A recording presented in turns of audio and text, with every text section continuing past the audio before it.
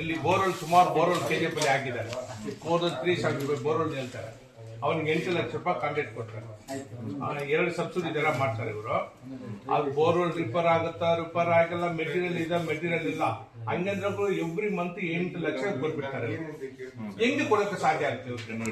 ಇವ್ರು ಕೇಳಿದ್ರೆ ಇವ್ರ ಅಲ್ಲಿ ಇಲ್ಲಿ ಕೆಲಸ ಮಾಡ್ತಾರೆ, ಇವ್ರು ಕೇಳಿದ್ರೆ ಫೈಲ್ ಇಲ್ಲೇ ಇದೆ ಅಂತಾರೆ, ಇವ್ರು ಇಲ್ಲೇ ಇದೆ ಅಂತಾರೆ, ಕಮಿಷನರ್ ಬೇರೆ ಮಾತು ಹೇಳ್ತಾರೆ. ಸರ್, ಇದು ಯಾವ ತರ ಮುನ್ಸಿಪಾಲಿಟಿ ಅರ್ಥ ಆಗಿಲ್ಲ.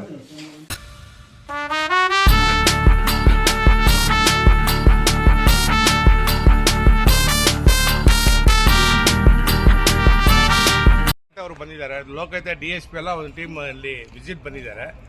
ವಿಸಿಟ್ ಬಂದ್ರ ಮೇಲೆ ನಂದು ಒಂದು ಅವ್ರ ಹತ್ರ ಕಂಪ್ಲೇಂಟ್ ಥ್ರೂ ಮಾಡಿದ್ದೀನಿ. ಏನು ಥ್ರೂ ಮಾಡಿದರೆ ಇವ್ರ ಹತ್ರ ಮಾಹಿತಿ ಕೇಳಿದ್ದೀವಿ. ಮೋರ್ ದನ್ 3 ಮಂತ್, 3 ತಿಂಗಳ ಮೇಲೆ ಆಯ್ತು, 4 ತಿಂಗಳು ರೀಚ್ ಆಗ್ತಾ ಇದೆ.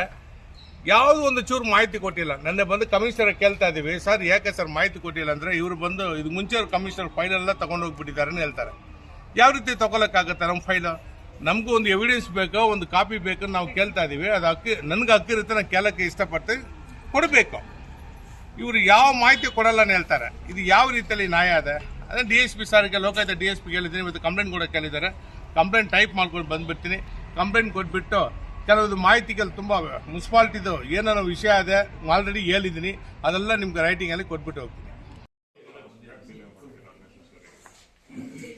ಈಗ ನೀವೇ ಹೇಳ್ತಾ ಇದ್ರೆ ಒಂದು 3 ಮಂತ್ಸ್ ಆಗಿದೆ, ಇವತ್ತೆಲ್ಲ ರೆಡಿ ಮಾಡ್ತಾ ಇದ್ರೆ ನಾಳೆ ಕೊಡ್ತೀನಿ. ಇದನ್ನ ಮುಂಚೆನೇ ಕೊಡ್ಬೋದಲ್ಲ? ಇಲ್ಲ ಸರ್, ಆಲ್ರೆಡಿ DMA ಕಳಿಸಿದ್ದಾರೆ, DC ಕಳಿಸಿದ್ದಾರೆ. DCಗೆ ಅವರು ರೆಸ್ಪೆಕ್ಟ್ ಕೊಡಲ್ಲ. ಮಾರ್ಕೆಟ್ ಇಶ್ಯೂ ಹೇಳ್ತಾರೆ ಅವರು. ನನ್ನ ಬಂದು ಕಮಿಷನ್ ಏನ್ ಹೇಳ್ತಾರೆ ಡೈರೆಕ್ಟ್ ಆಗಿ, ಸರ್ ಇಲ್ಲಿ ಮುಂಚೆ ಕಮಿಷನ್ ಕೆಲಸ ಮಾಡಿದ್ದಾರೆ, ಅವ್ರ ಫೈಲ್ ತಗೊಂಡು ಹೋಗ್ಬಿಟ್ಟಿದ್ದಾರೆ. ನನ್ನ ಹತ್ರ ರೆಕಾರ್ಡಿಂಗ್ ಇದೆ, ಬೇಕಂದ್ರೆ ನಿಮ್ಗೆ ಹಾಕ್ತೀನಿ. ಅವ್ರು ಮಾತಾಡ್ತಾರೆ ಡೈರೆಕ್ಟ್ ಆಗಿ. ಶ್ರೀಧರ್ ಅವರು ಏನ್ ಹೇಳ್ತಾರೆ, ಸರ್ ಇಲ್ಲಿ ಮುಂಚೆ ಕೆಲಸ ಮಾಡಿರೋರು ಫೈಲ್ ಎಲ್ಲ ಡೈರೆಕ್ಟ್ ತಗೊಂಡು ಹೋಗ್ಬಿಟ್ಟಿದ್ದಾರೆ. ಇವ್ರು ಕೇಳಿದ್ರೆ ಇವರ ಅಲ್ಲಿ ಇಲ್ಲಿ ಕೆಲಸ ಮಾಡ್ತಾರೆ, ಇವ್ರು ಕೇಳಿದ್ರೆ ಫೈಲ್ ಇಲ್ಲೇ ಇದೆ ಅಂತಾರೆ, ಇವ್ರು ಇಲ್ಲೇ ಇದೆ ಅಂತಾರೆ, ಕಮಿಷನರ್ ಬೇರೆ ಮಾತು ಹೇಳ್ತಾರೆ. ಸರ್, ಇದು ಯಾವ ತರ ಮುನ್ಸಿಪಾಲಿಟಿ ಅರ್ಥ ಆಗಿಲ್ಲ. ಆಯ್ತು, ಒಂದು ಕೆಲಸ ಮಾಡಿ, ಒಂದು ರೈಟಿಂಗ್ ಅಲ್ಲಿ ಕೊಡಿ. ಸರಿ ಆಯ್ತಲ್ಲ, ಈಗ ಒಂದು ರೈಟಿಂಗ್ ಅಲ್ಲಿ ಕೊಡಿ, ಅಟೆಂಡ್ ಮಾಡ್ಕೊಳ್ಳ. ಬಟ್ ಇವಾಗ ಯಾವಾಗ ಕೊಡ್ತೀರಾ? ನಿಮಿಷ, ಇವತ್ತು ನಾವಿದ್ದೀವಿ, ಬಿಸಿ ಇರ್ತೀರಾ. ಅಟ್ಲೀಸ್ಟ್ ನಾಳೆ ಸಂಜೆ ಅವ್ರು ಕೂಡ ಕೊಡಬೇಕು. ನಿಮ್ದೇನಿದೆ ಒಂದು ರೈಟಿಂಗ್